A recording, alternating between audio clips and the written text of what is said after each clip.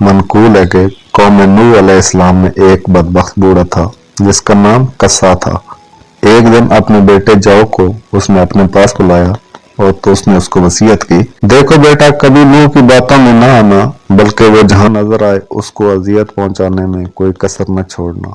یہ ہمارے آباء و اجداد اور ہمارے معبودوں کو برا بھلا کہتا ہے۔ اس کے بعد وہ اٹھا اور اس نے اپنے بیٹے کو ساتھ لیا اور حضرت نوح علیہ السلام کی تلاش میں نکل پڑا۔ اسے حضرت نوح علیہ السلام آتے نظر آئے تو کہنے لگا، جس کے بارے میں تجھے نصیحت کر رہا تھا، یہ ساحر و کذاب ہے، اس کی باتوں میں آ کر اپنے مذہب کی تکذیب مت کرنا اور نہ اپنے باپ دادا کے دین کو چھوڑنا۔ بدبخت بیٹے نے باپ کی باتیں سنی تو اسی وقت باپ کے ہاتھ سے اس کی لاٹھی پکڑی اور حضرت نوح علیہ السلام کے سر پر دے ماری۔ اس سے آپ کا سر مبارک پھٹ گیا اور خون بہنے لگا۔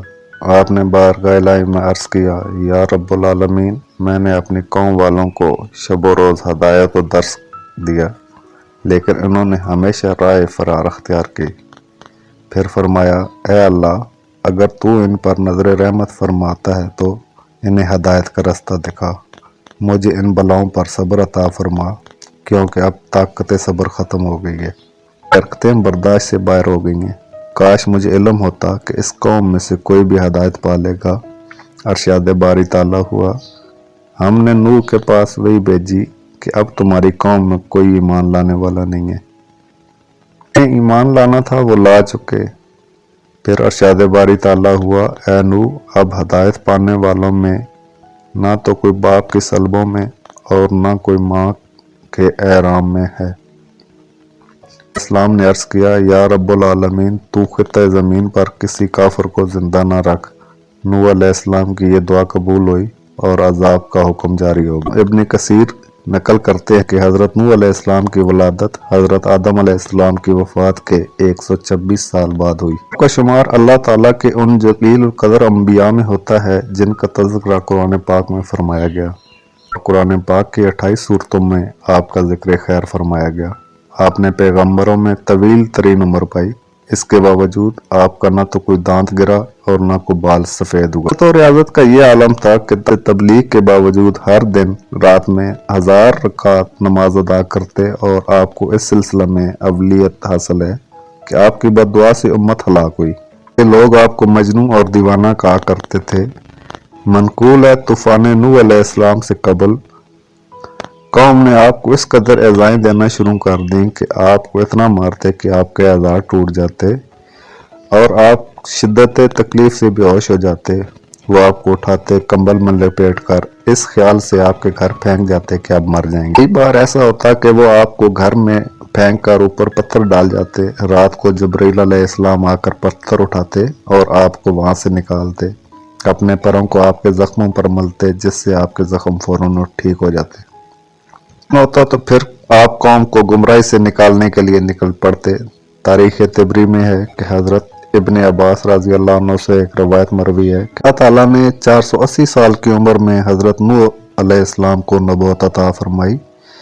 120 سال آپ نے لوگوں کو اللہ کے دین کی طرف بلایا، لیکن قوم نے کسی بھی بات کو ماننے سے انکار کر دیا۔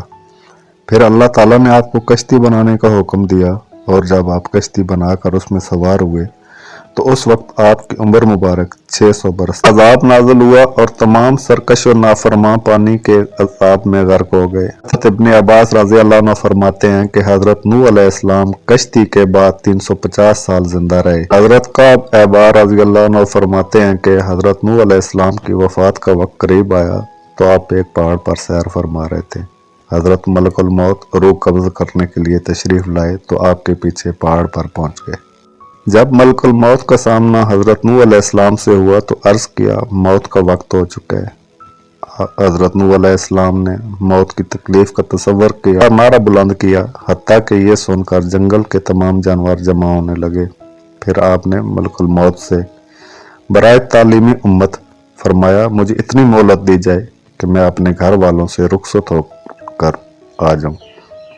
آپ کا یوں فرمانا اس وجہ سے نہ تھا کہ معاذ اللہ آپ موت سے فرار اختیار کرنا چاہ رہے تھے، بلکہ آپ تو امت کو یہ درس دے رہے تھے کہ موت کا لمحہ آنے سے پہلے پہلے جو اچھے اعمال کر سکتے ہو کر گزرو کہ بوقت انتقال کسی کو اتنی مہلت نہیں ملے گی۔ چنانچہ ملک الموت نے کہا مجھے اس کی اجازت نہیں کہ مہلت دی جائے۔ یہ سن کر آپ نے فرمایا کہ اس جنگل میں میری نماز جنازہ کون پڑھائے گا؟ تو ملک الموت نے کہا کہ ابھی جبرائیل علیہ السلام ملائکہ کی ایک جماعت لے کر پہنچ رہے ہیں جو اسی مقصد کے لیے آ رہے ہیں۔ یہ معلوم ہوا تو آپ وعدہ الہی کی تکمیل کے لیے رضامند ہو گئے۔ اسی اثناء میں حضرت جبرائیل علیہ السلام تشریف لائے اور دریافت کیا، اے انبیاء میں سب سے طویل عمر پانے والے، آپ نے اس دنیا کو کیسا پایا؟ تو حضرت نوح علیہ السلام نے فرمایا، یہ دنیا اس مکان کی مثل ہے جس کے دو دروازے ہوں، ایک سے داخل ہوئے اور دوسرے سے نکل گئے۔ اس کے بعد ملک الموت نے آپ کی روح قبض کر نماز جنازہ حضرت جبرائیل علیہ السلام نے پڑھائی۔ ویڈیو آپ کو کیسی لگی کمنٹس باکس میں اپنی رائے کا اظہار ضرور کیا کیجئے۔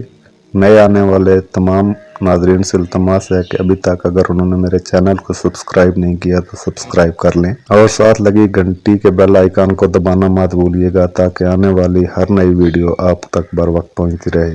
تب تک اپنا اور اپنے پیاروں کا بہت سارا خیال رکھیے۔ اللہ نگہبان۔